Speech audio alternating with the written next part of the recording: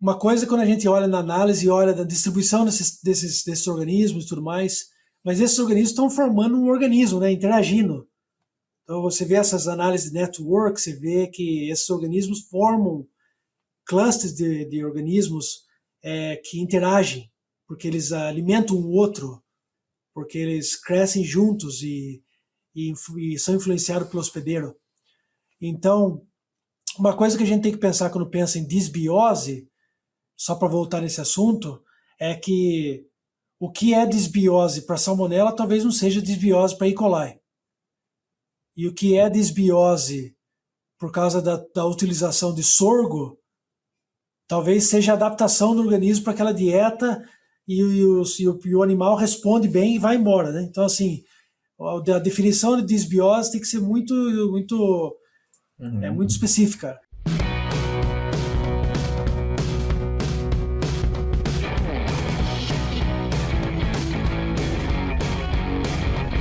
Olá pessoal, meu nome é Vinícius Cantarelli, estou aqui como host do Suinocast em mais um episódio.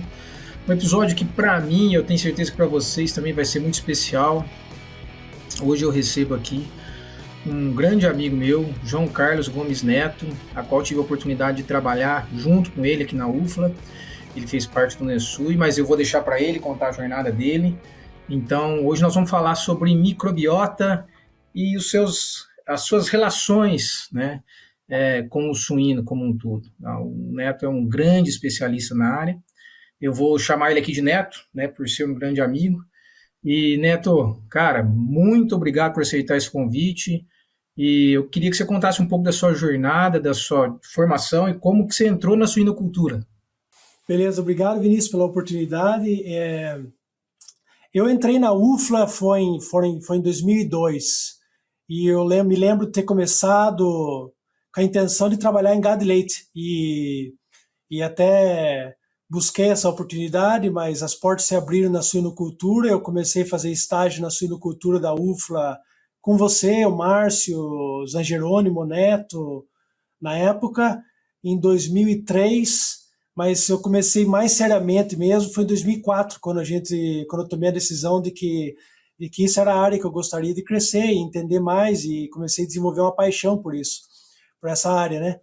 E foi quando também eu tive a oportunidade de ganhar a bolsa de iniciação científica, engajar na pesquisa, que claramente é um tema da minha vida profissional, a pesquisa, e foi ali que eu comecei a aprender a fazer pesquisa e, e ao longo do tempo, na faculdade, eu busquei também fazer muito estágio na parte de produção, e ir para as fazendas e conhecer a parte de produção, fazer estágio na parte de sanidade, muito assim, nas várias áreas, para entender realmente a suinocultura como um todo e daí focar na área que me atrairia mais, né?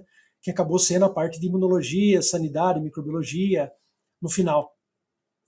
E ao terminar o meu treinamento na UFRA, daí eu parti para trabalhar no campo. Eu sempre quis ter essa experiência do campo, de conhecer sistema de produção, conhecer fazendas, e trabalhei no campo Lavacinar por 2 anos, quase 2 anos, um pouquinho como autônomo, mas muito pouco.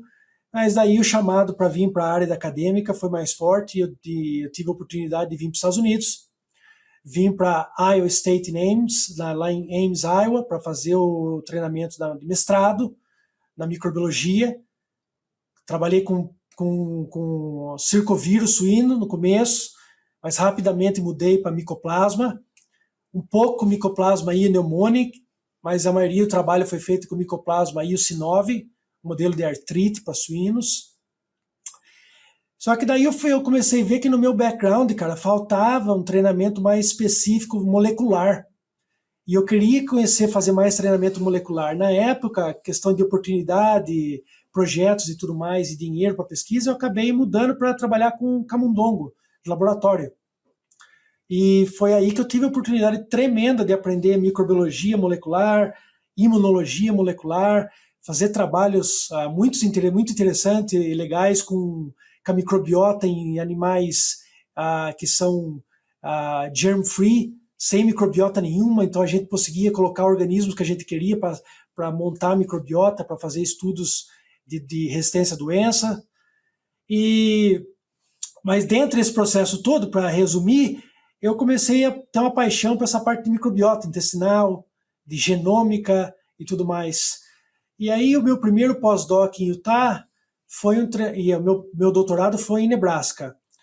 O meu primeiro pós-doc em Utah continuou sendo na microbiota intestinal em Camundongo, mas eu queria voltar para a área da agricultura. Minha paixão por agricultura, por suínos e tudo mais, eu queria voltar. E aí eu vi que a oportunidade estaria se eu conseguisse voltar através de foodborne pathogens, né, de segurança alimentar. Voltar através de Salmonella, Campylobacter, que era o link. Patógenos gastrointestinais, que são o link com a microbiota intestinal, né? E eu tive a oportunidade de voltar para Nebraska, fazer um pós-doc de 4, quase 5 anos com o Benson, nessa parte de genômica de Salmonella, e fui dado a oportunidade de começar como professor júnior aqui na Universidade de Nebraska, nos últimos 1 ano e meio, trabalhando diretamente em 2 áreas. Uma, genômica molecular, epidemiologia molecular de Salmonella e implicação para a saúde pública e tudo mais. E a outra é resistência à colonização à Salmonella na questão de microbiota. Como usar a microbiota, como entender como a microbiota pode fazer parte da resistência ecológica à colonização à Salmonella em suínos. A IPRA é uma empresa farmacêutica multinacional focada na prevenção e no diagnóstico, utilizando a pesquisa e a inovação como base para seus conhecimentos e desenvolvendo produtos com excelência, credibilidade e otimismo. IPRA, construindo imunidade para um mundo mais saudável. Bem, Neto, na época nós conversávamos muito, né, aqui na UFLA, e eu sabia que você ia longe, né, bem como está indo, né, que eu digo no que diz respeito à tua vida profissional e os resultados dela, né. E hoje eu olho quanto o nosso pensamento foi assertivo, né. O teu incômodo de querer aprender, o teu lado curioso, né, das coisas, o teu lado criativo também das coisas, isso transformou você num baita de um pesquisador. Bem, teu background até aqui é muito bom, cara, e tem muitas coisas para a gente discutir. A gente estava até conversando aqui antes, né, da gente iniciar a gravação. Eu tenho tentado entender um pouco mais sobre microbiota, não é minha área não é minha expertise, eu não sou especialista na área, né, mas a nossa linha de pesquisa aqui é com saúde intestinal e não tem como a gente trabalhar a saúde intestinal sem tratar a microbiota. Mas quando a gente relaciona nutrição e microbiota, é um tema que me agrada bastante, a gente já conversou sobre isso. Mas então, ontem eu estava lendo alguns artigos e alguns pontos me fez refletir realmente de que, sim, né, nos últimos anos nós tivemos uma evolução muito grande das ferramentas, gerando resultados e trazendo, inclusive, resultados aplicáveis, que a gente pudesse entender mais a relação da microbiota com o hospedeiro como um todo, né, no nosso caso aqui, suínos. Mas mais do que a gente entender quem está lá, né, fios, gêneros, espécies, é a gente saber o que elas produzem e o que desses produtos, desses metabólitos ocorre. E a nutrição, ela impacta muito nisso, é o fator que mais impacta. Lógico que tem fatores ambientais envolvidos também, né? E os próprios micro-organismos. E aí eu vou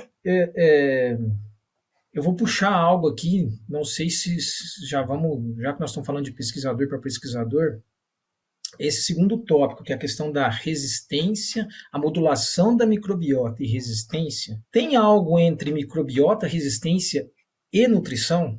No conceito de resistência, você está falando resistência a patógenos, né? Resistência a patógenos. Sim. O que a gente pensa é que essa resistência a patógenos é como se o pessoal de genética quantitativa trataria como um fenótipo complexo, né? Um fenótipo que tem vários fatores contribuindo para a variância daquele fenótipo.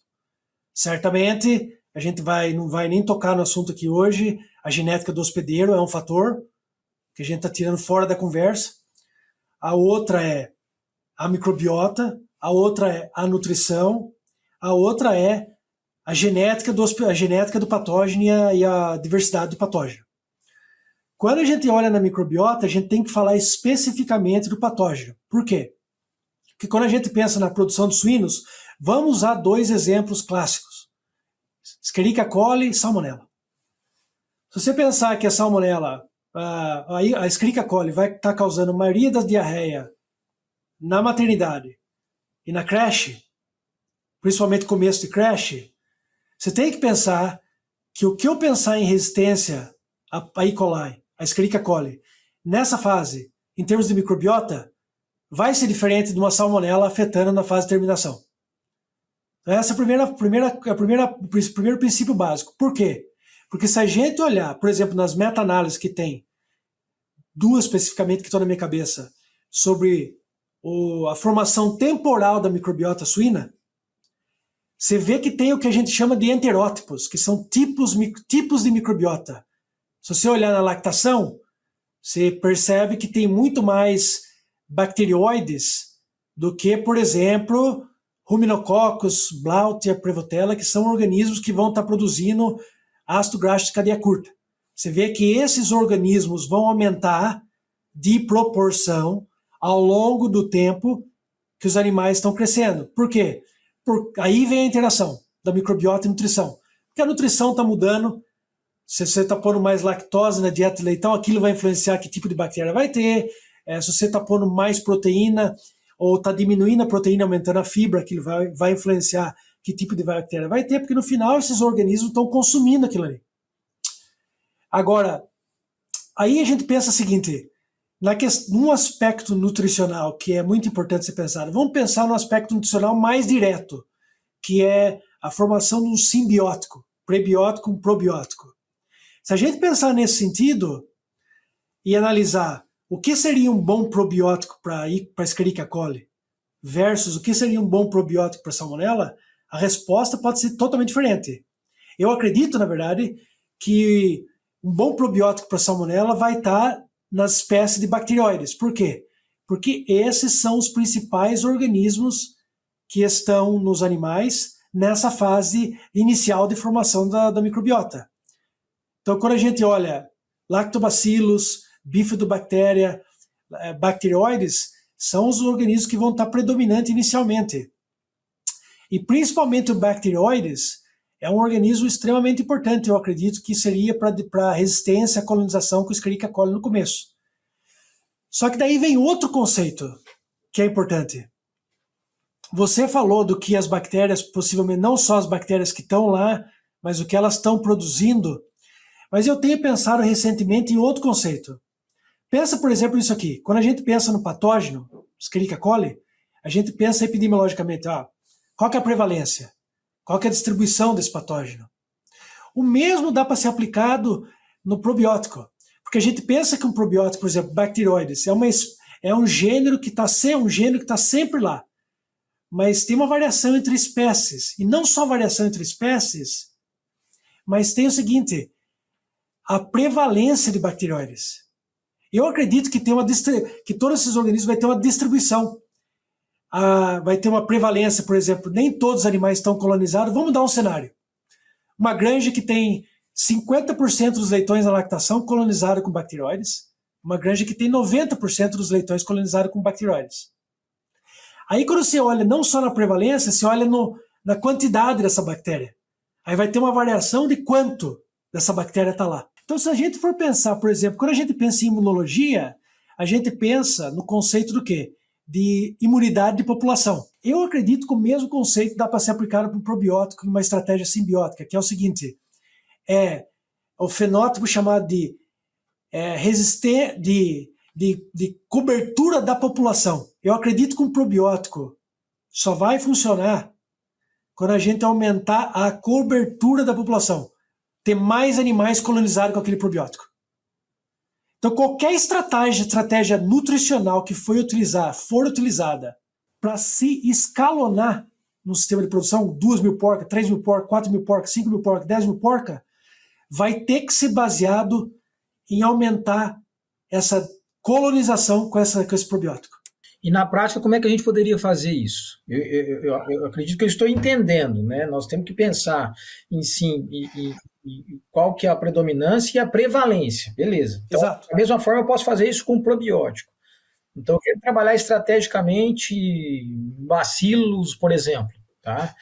Vamos continuar no tópico do bacteroides, porque a analogia com Escherichia coli está simples. Tá, beleza. Então, beleza, vamos lá. Como é que eu pensaria isso na prática? Vamos dizer que você pudesse fazer um mapeamento, um mapeamento da granja, você chegou com qPCR, com alguma técnica molecular, você quantificou, você falou, olha, nessa granja minha aqui, nessa fase de lactação, 80% dos leitões, estimado, tem bacteroides. Foram colonizados com bacteroides. São colonizados com bacteroides. Tá. Passou nessa fase de crash, essa predominância cai para 30%. A pergunta se torna, como que eu coloco um prebiótico que mantém essa prevalência? Ah, tá. Um pré-biótico. Prebiótico, que mantém essa prevalência. Por quê? Porque minha granja já tem alta, vamos dizer assim, vamos dizer que a espécie do bacteroide que você quer está lá. Que a gente não está nem discutindo isso por agora. E é um outro ponto que a gente vai certamente falar aqui. Vamos dizer que a espécie de bacteroides que você quer está lá. Só que ela está somente em 80% dos animais. E você vê que a lactação é uma lactação tranquila em termos de diarreia. Passou para crash, bum, explode. Aí você tem que pensar, mas explodiu porque entrou uma Escherichia coli ou explodiu porque eu perdi o bacteroides? Exatamente. E aí é um ponto, Neto, que eu fico pensando. Eu, por exemplo, já consumi mais probiótico. Não quer dizer que eu não consumo muito hoje, que eu não acredito no conceito. Eu acredito muito no conceito. Mas mais importante do que eu ficar inoculando no meu trato digestório probiótico todos os dias, eu tenho que cuidar dos que eu tenho. Seria mais ou menos isso? Então, estrategicamente, nós temos que orquestrar algo que é interessante e fomentar a prevalência daquilo que é interessante, principalmente para as fases mais críticas. Eu acho que a resposta é os dois. Por quê? Porque eu dei o cenário para você da granja que tem 80% dos animais colonizados com bacteroides. Que tal o cenário da granja da lactação que foi tão usado antibiótico, que foi tão modificado ao longo do tempo, não só antibiótico, mas estrutura. Eu acredito muito que não é só a utilização de antibiótico, dieta, mas estrutura de número de porcas de parição, aquela estabilização da granja, né? Aquela estabilização completa da granja em produção, vai tudo afetar. Vamos dizer o outro cenário agora. Uma granja que os leitões da lactação, 30% deles têm bacteroides. Ou seja, nesse cenário, talvez o prebiótico não seja tão efetivo. Por quê? Porque eu preciso recolonizar animais com bacteroides. Precisa inocular. Aham. Aí que vem a questão da distinção. De uma granja que já tem 80% dos animais colonizados na lactação estimado, a estratégia é uma, que talvez seja só um prebiótico. Numa granja que não tenha, aí seja um simbiótico. Esse é um aspecto, Vinícius. Agora vamos colocar o que a gente está aprendendo na literatura de seres humanos. Vamos dar 2 exemplos lá. Lactobacillus reuteri e Prevotella. Os dois têm sido associados com baixa prevalência em países países, vamos dizer assim, do hemisfério oeste, aonde que a parte de fibra, caiu muito ao longo do tempo. O que eu estou querendo dizer com isso? Pode ser, o outro aspecto é o seguinte, pode ser que a gente tenha espécies de bacteroides dentro das granjas modernas suínas que não são tão efetivos o quanto a gente teria, por exemplo, em animais selvagens, porco selvagem ou porco de criação orgânica, por causa da exposição e do tipo de criação diferente. Então pode ser que a gente tenha aqui nesses animais, para isolar bacteroides, fazer testes fenotípicos no laboratório e depois de colonização nos animais, e talvez a gente ache espécies de bacteroides mais efetivas do que as que estão na granja moderna de suínos. Entendi. Mas aí, assim, ó, quando você fala de Prevotella, Lactobacillus reuteri, ok, mas quando você fala de Prevotella relacionado a dietas com baixa concentração de fibra, você está falando de qualquer Prevotella ou de algumas Prevotellas? A pergunta é extremamente importante, uma área de pesquisa que a gente quer ingressar. A gente tem 2 problemas lá. Primeiro, os dados de análise de 16S, que é normalmente utilizado na microbiota, não te deixa definir espécie de Prevotella. Então a gente tem que voltar para a microbiologia e fazer a cultura e fazer sequenciamento genômico para entender as Prevotella que estão lá. Eu já começo o problema aí. Então essas análises que eu tenho hoje de microbioma, que me aparece, por exemplo, Prevotella, depois vou lá, uma Prevotella copri. Isso, de fato, não tem certeza disso? Não, no 16S não tem. Meu Deus.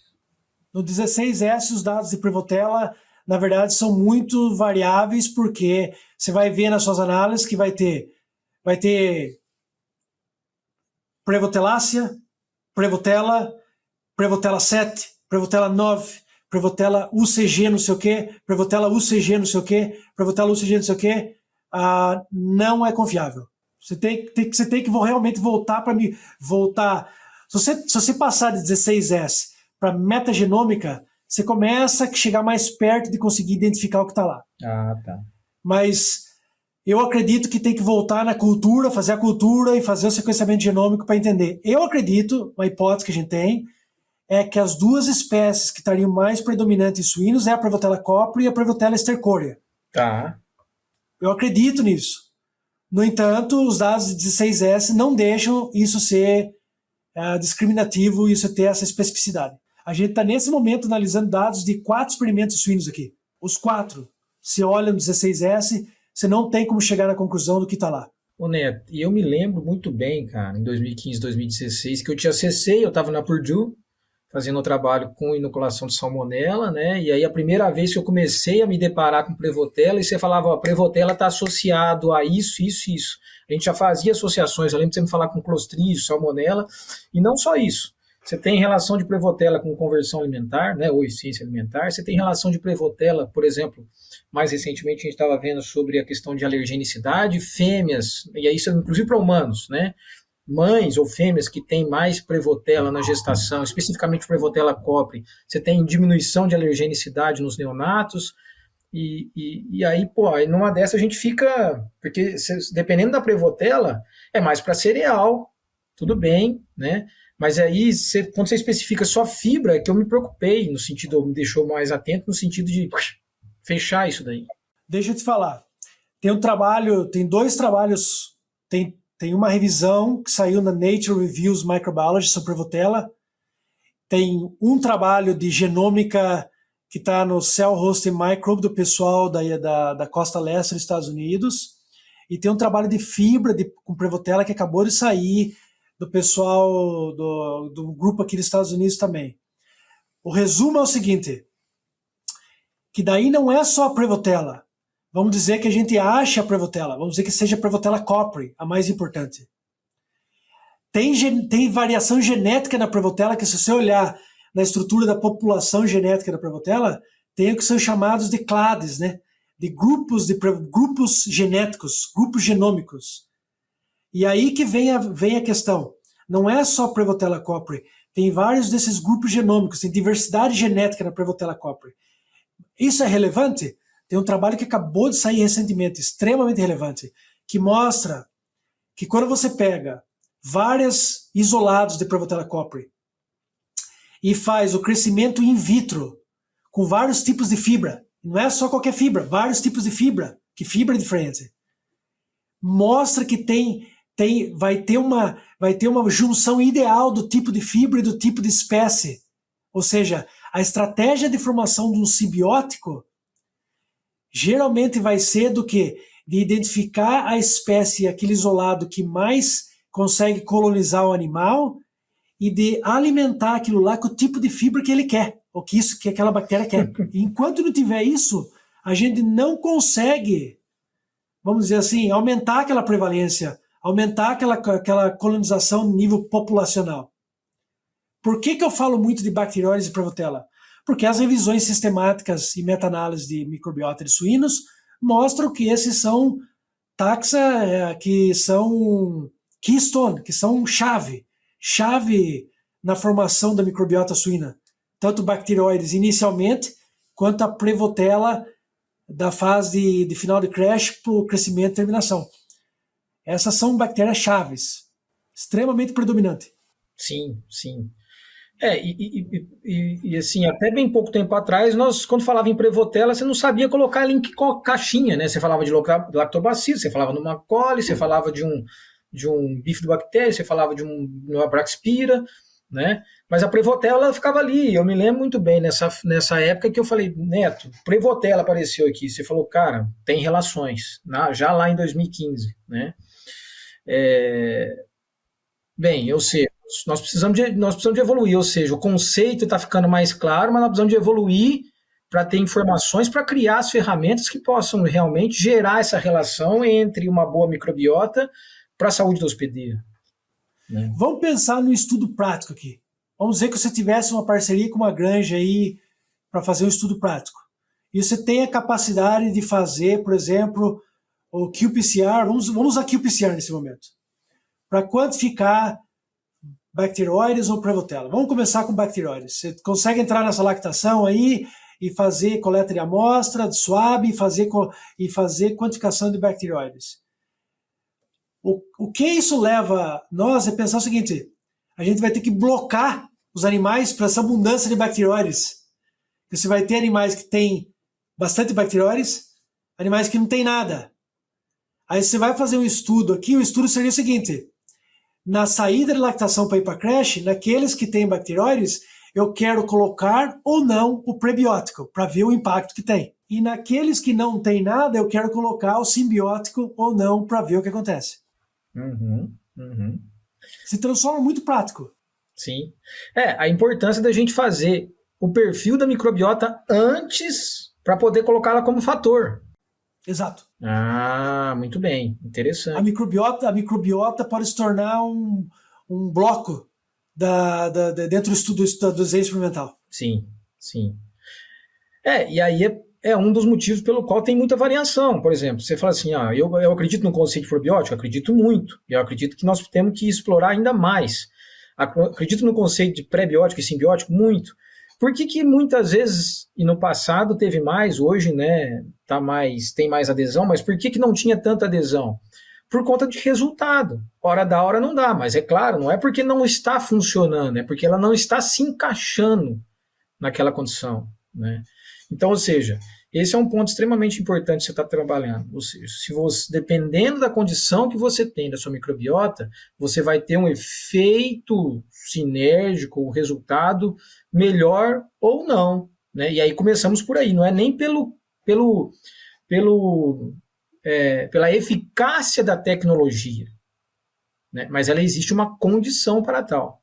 Vamos colocar mais um exemplo para sair do bacteroides. Vamos dizer que a gente determinou que Lactobacillus reuteri seria importante para aumentar a imunidade de barreira, aumentar a capacidade de imunidade nesse sentido dos animais.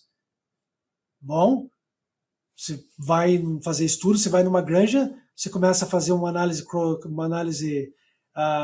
epidemiológica se tem a presença de Lactobacillus reuteri ou não tem. Aí você vê, não tem. Ok. Então que fase que eu devo incluir isso daí? Você quer incluir o mais cedo possível, para ele ocupar o nicho que ele tem que ocupar.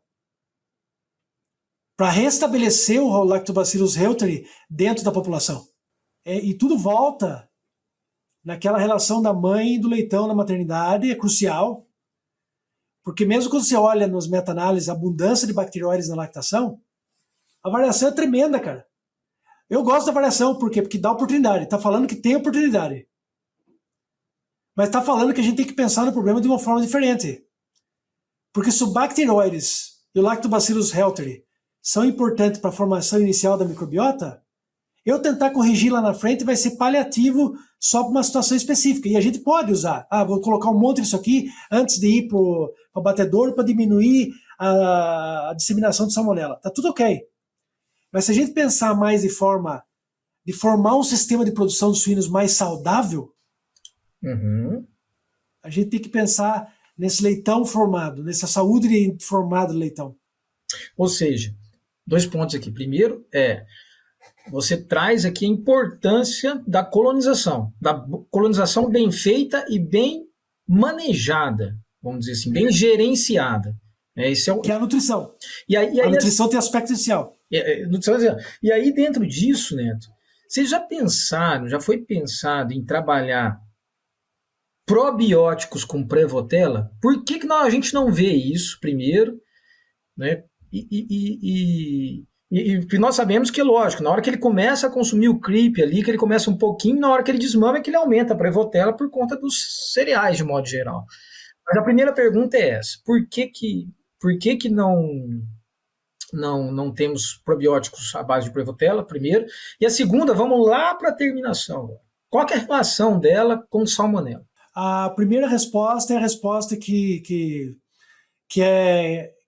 não tem nada a ver com, às vezes, querer utilizar o organismo, mas tem a ver do quê?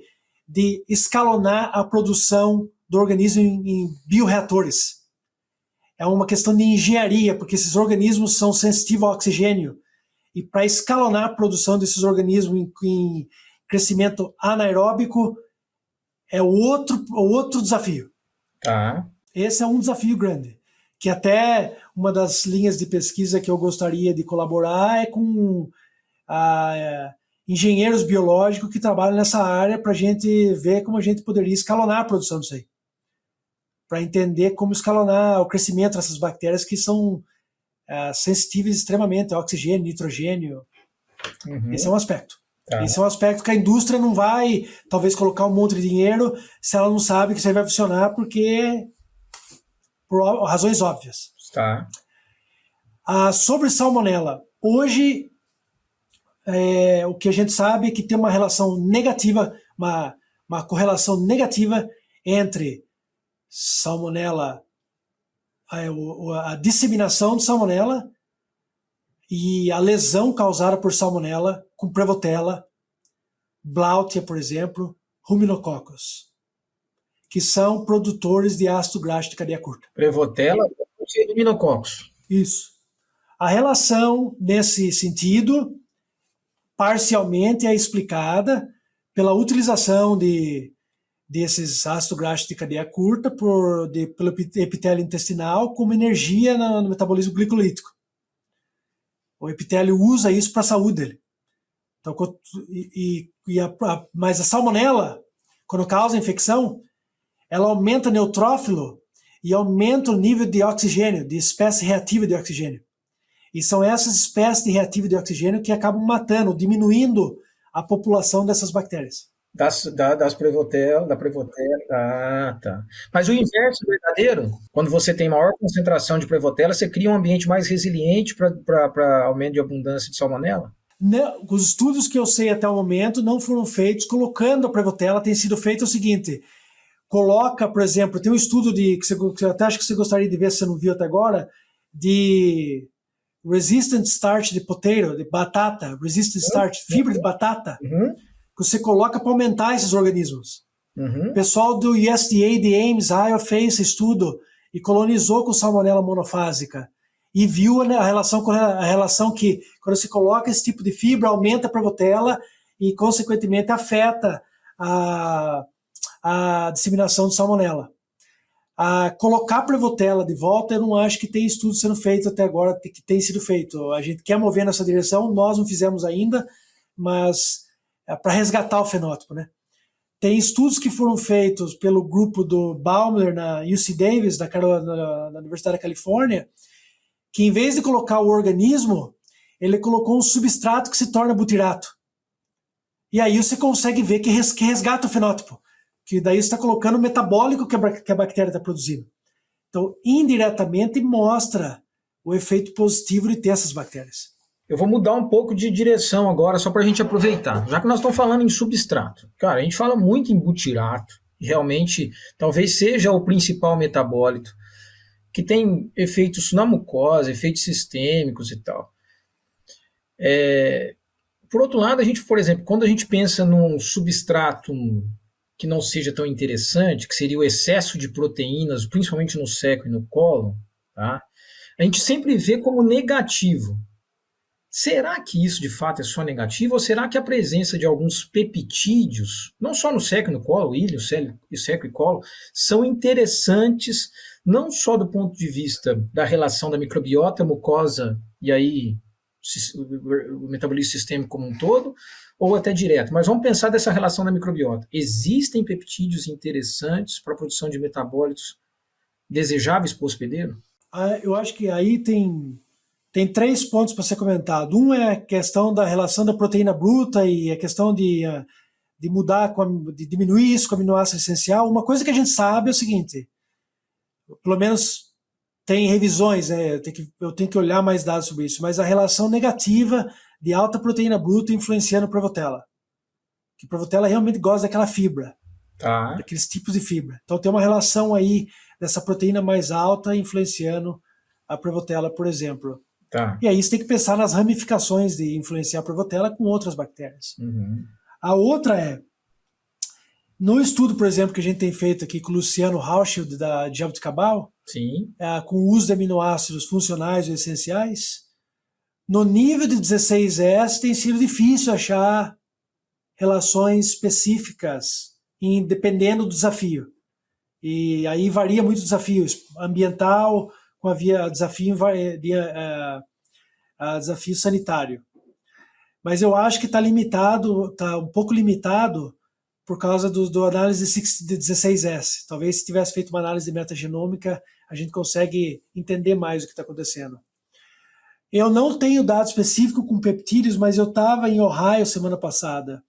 E tem um grupo no Animal Science de Ohio, da Ohio State University, que está trabalhando exatamente nessa área, com peptídeos. E eu não olhei os dados deles, mas eles estão olhando exatamente sobre essa utilização de peptídeos, lactobacillus, bifidobactéria, e eu não tenho dados para falar nesse momento, nesse aspecto. Eu te questionei disso, né? Porque é claro essa questão de redução da proteína bruta e você deixando principalmente o seco, o trato digestório posterior, menos carregado desse tipo de substrato que irá gerar também metabólitos tóxicos, de modo geral, aminas biogênicas, amônia, enfim, isso daí é claro, né? Então, você trabalhar a redução de proteína bruta e aumentar a fibra, você traz um efeito pacificador para a microbiota, beleza. Mas, ao mesmo tempo, eu ouvi algo de que alguns peptídeos, inclusive, estão relacionados com a produção de metabólitos que faz a conexão do eixo microbiota intestino-pulmão. Esse é um ponto interessante. Bem, e o outro é que quando a gente começa a associar os resultados de campo, que quando você reduz muito a proteína bruta, você acaba comprometendo resultados de campo. Claro, tem a questão nutricional, tem o eixo, a vertical nutrição, mas será que algo está relacionado à nutrição e saúde também? Sim, por exemplo, aminoácidos não essenciais, para ter como fonte de energia para os enterócitos e tal. Mas eu acho que tem coisa a mais, né? Eu te provoquei isso daí, mas é um questionamento interessante. Eu acho que tem algo a mais aí, por exemplo, envolvido até no metabolismo de produção de serotonina, enfim, né? Okay. Tem outro aspecto que eu não falei, que eu não mencionei nesse momento, mas tem um grupo, nós não começamos ainda, a gente até pensa em ir nessa direção, que é estudar a parte de fungo na microbiota, por causa do metabolismo de proteico, e o pessoal, de novo, do USDA, Summers, começou esse trabalho, e eles encontraram, na verdade, um fungo que é comensal, Catsienes loffiei. E essa Catsienes loffiei está correlacionada positivamente com a Prevotella. Oh. Então a gente pensa nesse momento que talvez essa relação de Prevotella, a resistência à colonização com salmonella, pode estar associada com a presença desse fungo benéfico, que já é um probiótico natural que está lá, que talvez facilitaria a colonização com Prevotella, ou é um negócio mutualístico. Caramba. Então esse é um aspecto que a gente tá pensando também, e não começou a fazer nada ainda, mas sabe da importância, principalmente por causa do metabolismo de proteína, pro fungo e tudo mais. Ô Neto, bem, nós estamos falando aí de algumas coisas que a gente nem sequer está utilizando na prática. Agora, do teu ponto de vista, como pesquisador, e você já vivenciou o lado prático das coisas, e eu não tenho dúvida que o seu processo criativo também está pensando ali no final da cadeia. O que você acha que nós temos hoje de tecnologia, tá, que já poderia ser mais bem utilizada nas condições de campo, nos sistemas de produção, relacionada à microbiota? Eu volto no exemplo do bacterióides, por exemplo. Se a gente tivesse, vamos dizer assim, um sistema de rastreabilidade rápida de qPCR, que dá para ser feito, os mesmos laboratórios que estão fazendo qPCR para salmonella, E. coli, Lawsone e tudo mais, pode fazer para bacterióides. E você fizesse um screening, vamos dizer, trabalhar com a indústria, com a parte de nutrição e com a granja, com o sistema de produção, e falar, vamos fazer um rastreamento do que está acontecendo nesses leitões aqui, antes de sair para a creche. E aí você fala o seguinte, esse rastreamento vai ajudar a gente a utilizar um tipo de prebiótico melhor. Porque a gente sabe que a indústria, às vezes, já tem o prebiótico que precisa, só que não tem esse match-up, essa correlação, por exemplo. Esse é um aspecto. A outra é a mesma aplicação de um prebiótico. E você fala assim, teria jeito de a gente injetar alguma coisa antes dos animais irem para o abate para diminuir a disseminação de salmonella? Teria jeito de a gente colocar algo na nutrição ali que, assim, dá um bloom em Prevotella, Blauter, Ruminococcus e diminui o sharing de salmonella? E aí são pontos estratégicos da nutrição, né? De entrar com tipos de fibra, com tipos de fibra que influenciariam diretamente a prevalência e a proporção dessas bactérias. Ponto estratégico. Saída de transição para creche, saída de terminação para abate. São pontos estratégicos, por exemplo. Esse é um dos aspectos, né? A gente nem falou da questão de patógeno ainda, que é outro aspecto para ser discutido. Mas talvez uma coisa que a gente tem pensado, por exemplo, é que nem toda salmonela monofásica vai ser zoonótica. Será que o nosso controle de salmonela não é tão difícil porque a gente tenta controlar tudo e no final a gente tinha que controlar só aquelas que têm o potencial zoonótico? Ser mais específico. Entendi. Eu acredito nesse momento, a outra, transferência de microbiota para leitão. Na granja a gente já tem a resposta dos animais que são resistentes à doença, porque não todos os animais vão ser acometidos com Escherichia coli. Então ali está o exemplo da resposta da resistência, porque aqueles animais que são resistentes é a resposta. Resistente ao patógeno. Exato. O que está acontecendo nesses animais que a gente está perdendo os outros? Vamos dizer que seja o balanço de bacterióides, o balanço de lactobacilos. Dá para a gente resgatar isso antes de sair para a creche com a utilização de um prebiótico específico? E fazer algo no sentido de você assim, identificar quais são essas classes, né? De quem teve diarreia e quem não teve diarreia, fazer a avaliação, fazer o teste, e depois fazer pós-desmame também para ver como é que reagiu isso daí a diferentes condições, né? Sem dúvida. E se a gente tiver hipótese mais específica, você não precisa ficar fazendo 16S. Você está fazendo qPCR, que é muito mais rápido, muito mais barato, porque você está indo atrás de tipos de bactéria específica. Vamos dizer, bacteroides vamos dizer assim, é um alvo. Então diminui muito o custo do estudo. Sim. Não, faz muito sentido isso, cara. Muito interessante. E assim, vocês já estão trabalhando com isso, ou estão com a intenção, ou tem alguém trabalhando com isso? A gente está formando um grupo para trabalhar nisso. Tá, legal. Que eu acho que tem que ser em condição prática, né? E tem que ter uma constância de geração de informação, né? Você tem que ter um banco de dados interessante. E esse grupo, logicamente, inclui a nutricionista, inclui epidemiologista, inclui a indústria também. A indústria está no meio também. Sim. Ô Neto, agora eu vou dar mais uma pivotada. Claro que dentro do mesmo conceito, para a gente já ir para a reta final. No nosso centro de pesquisa, eu estou sendo mais específico lá no Animal Nutri, a gente faz muito trabalho, obviamente, com vários aditivos, muitos aditivos, né, uma demanda muito grande, sempre, na maioria das vezes, avaliando microbiota, resposta imune, função de barreira intestinal e outras coisas mais. E na grande maioria dos modelos dos protocolos, nós temos, do delineamento, nós temos um controle negativo e um controle positivo. Tá? E nós estamos dentro de uma granja comercial. Se a gente pesquisa dentro de uma granja comercial. Tá? Então não é dentro de uma universidade onde está muito menos risco, fator de risco. Né? Tem os fatores de risco ali dentro. E o que a gente tem observado? Cada vez mais estudos a qual o controle negativo é igual ao controle positivo ou melhor. Tá? Claro que nós podemos explicar isso por a questão da resistência bacteriana, né? A questão da desbiose, enfim, são conceitos aí já básicos.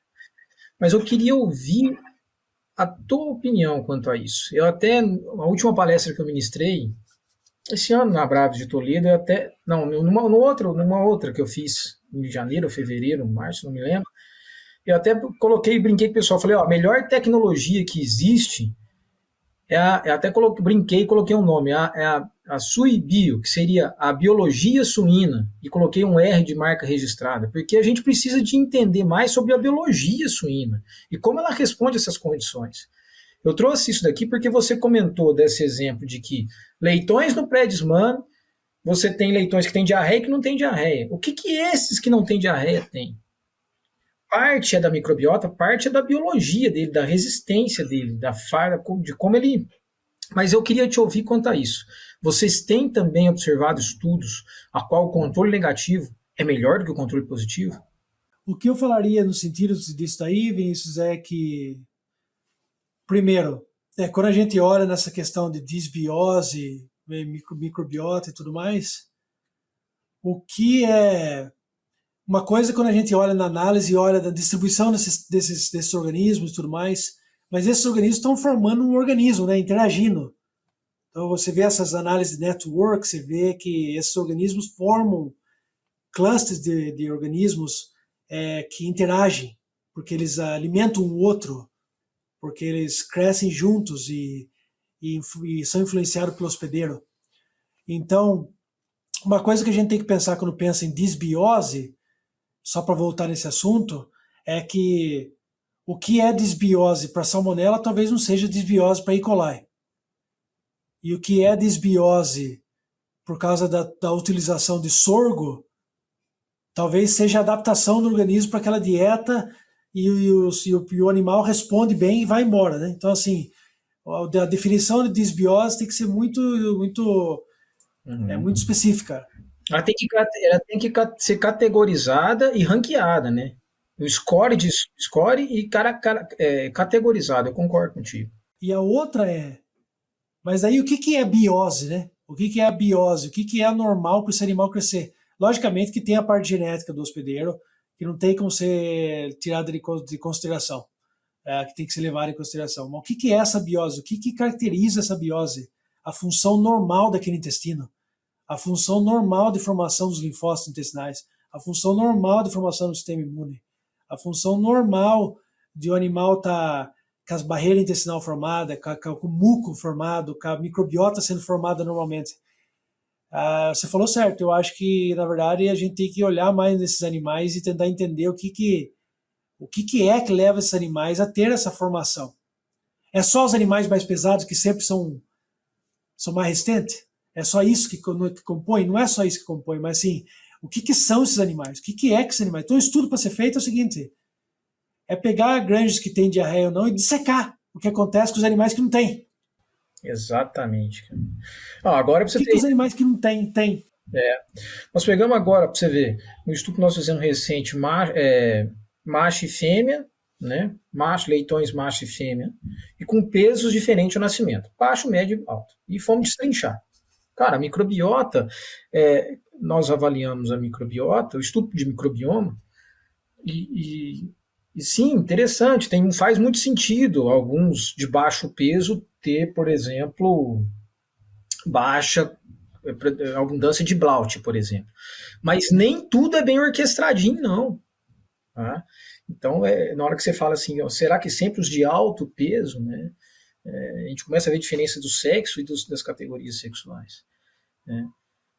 Mas eu te perguntei isso porque é recorrente e muitas vezes as pessoas olham assim e falam, isso está errado. Eu falo, não está errado, gente. Se tivesse errado, nós estamos ali com, não é 1, 2, 3 ou 5 estudos, né? São alguns estudos dentro de uma granja comercial. E a gente precisa de olhar mais para esse animal, né? Ali eu brinco assim, né? A farmácia está ali também, ele tem uma baita de uma farmácia, não só ele, mas o órgão microbiota também, né? Eu acredito muito, Vinícius, porque se olha em humanos e olha em outros sistemas, eu acredito muito que se a gente quer mudar a saúde do sistema de produção de suínos, vai estar muito relacionado com a mãe, com o leitão na maternidade, e vai estar relacionado com aquela fase de crash, toda essa fase. Eu sei que o ciclo de produção é mais curto em aves, e eu estou falando de suíno especificamente, mas essa transição, essa formação dessa microbiota, porque a gente olha em ser humano, tem aos 3 anos de idade, 4 anos, já muda para ser microbiota adulta. Essa formação dessa microbiota, diminuir o desafio sanitário na maternidade, estabilizar grupos de fêmeas, produção de leite, alimentação, é tudo essa ambiência para a fêmea dar o leite, dos leitões mamarem, esse cuidado todo para diminuir a diarreia na maternidade, porque causou diarreia na maternidade, você criou uma desbiose. E aí, que trajetória que você já mandou a microbiota? E como você resgata isso? Aí você acha que você vai colocar um probiótico só, bum, vai resgatar tudo. É por isso que a gente tem que entender, então, que claro que a gente fica falando muito, poxa, o estresse, os efeitos ambientais afetando a microbiota e a saúde dos animais, tá, beleza, mas como é que a gente gerencia isso, então? Como é que a gente faz essa junção das coisas na prática, né? Eu também concordo contigo, a gente tem... Eu acho que como modelos experimentais, você vai ter que achar fazendas que já tem um sistema de gerenciamento bom e que te deixaria fazer esse tipo de estudo. Fazer esse tipo de estudo e falar o seguinte, nós vamos fazer um mapeamento aqui de bactéria que a gente acha que é chave para a formação da microbiota suínos e vamos fazer escala pequena, tudo bem, escala pequena, e começar a fazer um trabalho para ver se isso muda. E ao mesmo tempo, naquela fase que você está tendo diarreia, fazer um estudo para ver o que está acontecendo realmente lá. E aí começar a sentar, nutricionista, um cara que é microbiologista, o pessoal sentar todo mundo e começar a pensar na saúde desse animal. E aquele leite da mãe ali é extremamente importante. Ali aquele leite da mãe, como introduzir essa dieta inicial. Não é só adaptar ele para a granulometria da dieta, adaptar ele para a ração seca. É muito mais que isso. É muito mais do que isso, cara. Antes a gente falava assim, não, é para estimular as enzimas e o desenvolvimento digestório. Cara, é muito mais... isso também. É isso também. Mas eu acho que assim, nós temos que colocar uma lupa bem específica para a microbiota, que eu acho que ali... E outra, vamos colocar um exemplo aqui, que a gente não falou nada. A formação de muco. Se você não está estimulando a formação de muco adequada no trato gastrointestinal no distal, você vai afetar a microbiota, porque você está pondo mais em contato com o epitélio, não era para ter uma formação de muco saudável. E aí, do ponto de vista nutricional, do ponto de vista nutricional no sentido de nutrir a mucosa, mas também do ponto de vista de como que eu posso ir aos poucos num creep feeding já estimulando Prevotella, né? E ela por si, ou qualquer outra por si, já estimulando a produção de muco, né? Exato. Como que eu estimulo a produção de muco nos animais? E aí vem a questão de novo. Será que os animais que simplesmente estão tendo diarreia lá para frente é por causa de uma baixa formação de mucos? Aí você começa a entender que toda essa formação da saúde intestinal inicial é crucial. A Ceva é um dos principais players no mercado de saúde animal, atuando com inovação e responsabilidade, buscando soluções de saúde inovadoras para todos os animais, contribuindo para o futuro de nosso diverso planeta, moldando cada solução de acordo com as necessidades e desafios do mercado consumidor e compartilhando conhecimentos de alta qualidade. Para não perder nenhuma novidade, siga a Ceva Saúde Animal no Instagram, @CevaSuínosBrasil. Bem, cara, infelizmente o nosso tempo, o tempo está nos atrapalhando aqui na nossa prosa. Nós precisamos de conversar mais. Vou provocar a equipe da Swinet para a gente ter um segundo round, né, para a gente continuar esse assunto. Nós começamos a falar de microbiota aqui, para quem está nos ouvindo, mas olha só, nós somos para bacterióides, onde se fala pouco, né, do ponto de vista prático, de Prevotella, onde se fala pouco, a gente conhece pouco.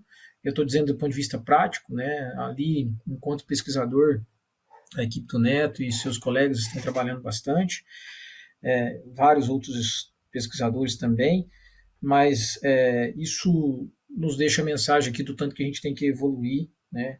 Muitas vezes nem sempre é o 16S que vai nos ajudar, a gente tem que dar um passo atrás, né? Fazer a microbiologia tradicional, fazer um qPCR, então muita coisa que a gente tem que discutir, e discutir de forma interdisciplinar, né? Ou multidisciplinar, né, Neto? É o nutricionista com o microbiologista, com o epidemiologista, e eu acho que a mensagem interessante que você deixou aqui também é da gente entrar para dentro das granjas, das fazendas e buscar coletar material para fazer estudos ali, né? Não precisa de vir com aquele negócio desenhado, já com possível solução. Vamos fazer o diagnóstico bem feito, porque às vezes a própria biologia suína ela já tem a resposta de muita coisa, né? Cara, Eu acho que uma coisa que a gente não falou que eu gostaria de enfatizar só é o seguinte, que é outro lado meu que eu gosto muito nesse contexto, como que a gente está treinando os novos profissionais para se engajar nesse tipo de contexto. Essa é uma coisa fundamental. É uma coisa que é desafiadora aqui, tanto que eu imagino que seja aí também. sim, claro que é. Mas se você fosse resumir em um tópico, qual seria a maior dor na formação desses profissionais? Eu acho que logicamente essa parte de curiosidade, paixão para estudar, vamos deixar isso de lado. Vamos ser mais precisos na parte educacional. A parte quantitativa é uma parte que acaba inibindo as pessoas de engajarem isso aí para aprender esses aspectos. Parte estatística, aprender a fazer uma programação. Eu tive que aprender a parte. Fiz muitas aulas nisso, mas também tive que ralar muito. E essa parte quantitativa. E a outra parte é engajar com a indústria mais cedo. Trazer esses profissionais com a indústria mais cedo. Talvez criar programas específicos que fomentam esse trabalho. Concordo contigo, concordo contigo. Eu estava conversando esses dias com alguns colegas, só para a gente finalizar aqui, mas eu acho que um modelo interessante de formação para graduandos, né, para formação, seria, se você dividir aí 9, 10 semestres, primeiro semestre, prática, estágio, direcionado para te provocar por que você vai ter que fazer cálculo, por que você vai ter que fazer estatística, por que você vai ter que fazer bioquímica, por que você vai ter que fazer química orgânica, por que você vai ter que fazer metabolismo. Aí, segundo, terceiro, quarto período, dentro da universidade, né, fomentando de informação, claro que, se possível, com pitadas de informações práticas, óbvio. Quinto período, sai de novo, inteirinho, sai de novo. Você vai agora se formar a tua base para você fazer as disciplinas, no caso da zootecnia, da veterinária, disciplinas de produção.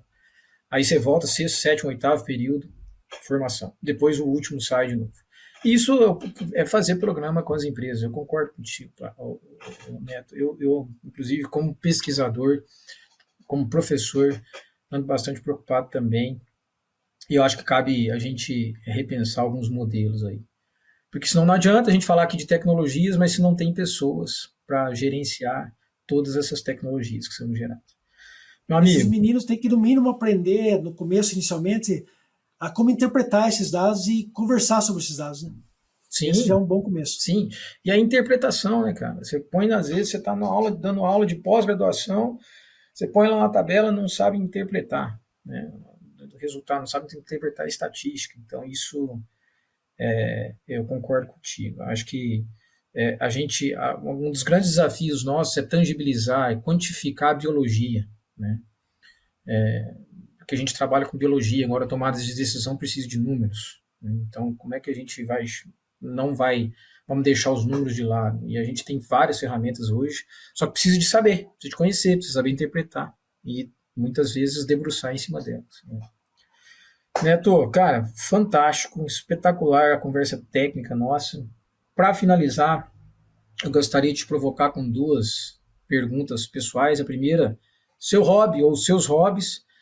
E se você anda lendo algo, o que você recomenda para nós de leitura especial aí que te tocou? Sobre hobbies, cara, tendo família, criança pequena, a gente vai para os parques, gosta de pescar. Eu gosto muito de pescar, é uma coisa que me relaxa, tira eu fora do trabalho totalmente. Gosto muito de pescar e essa é uma coisa que gosto muito de ler também, em geral. Sendo um cristão, logicamente que a Bíblia é o primeiro material de origem para mim ler. Tem um livro que eu li recentemente sobre humildade, do Andrew Murray, que tem um contexto cristão, só para dar um contexto, mas é um livro muito que me mudou muitas ideias do que é ter humildade e apreciar as pessoas de forma diferente. E como é que ele chama? Qual que é esse livro? Andrew Murray. Murray é Murray. E o tema central dele é sobre humildade. Tema central sobre humildade. Legal. Me diz uma coisa, você só pesca ou você tem levado para casa também para fazer uma fritadinha? Nessas lagoas aí eu não arrisco pegar por causa do metal pesado, cara. Eu fiz a pergunta e já imaginava. Eu pesco, daí eu vou no Costco e compro tilápia. Eu imaginei. Eu já te vi fotos você pescando com a criançada já. Por isso que eu te falei, você tem que voltar para o Brasil para a gente ir para a Amazônia. Neto, muito obrigado, meu querido. De fato, como eu disse no início, é muito especial para mim, assim, te ouvir nesse tempo todo, você falando aqui da tua bagagem, do tanto que você tem conhecimento e propriedade para falar de muita coisa, isso me deixa muito feliz. E eu espero que você continue nesse caminho da vida profissional, fazendo o que realmente um pesquisador deve fazer, curioso, criativo, sempre querendo responder perguntas importantes. Do ponto de vista pessoal, aí, como um cara que tem sido exemplo aí para muitos, né, de uma pessoa correta, certa, e que sempre buscando incomodado com as coisas que são certas da vida. Eu agradeço aí. Se você quiser deixar uma mensagem final, por favor, fique à vontade. A mensagem final minha seria o seguinte,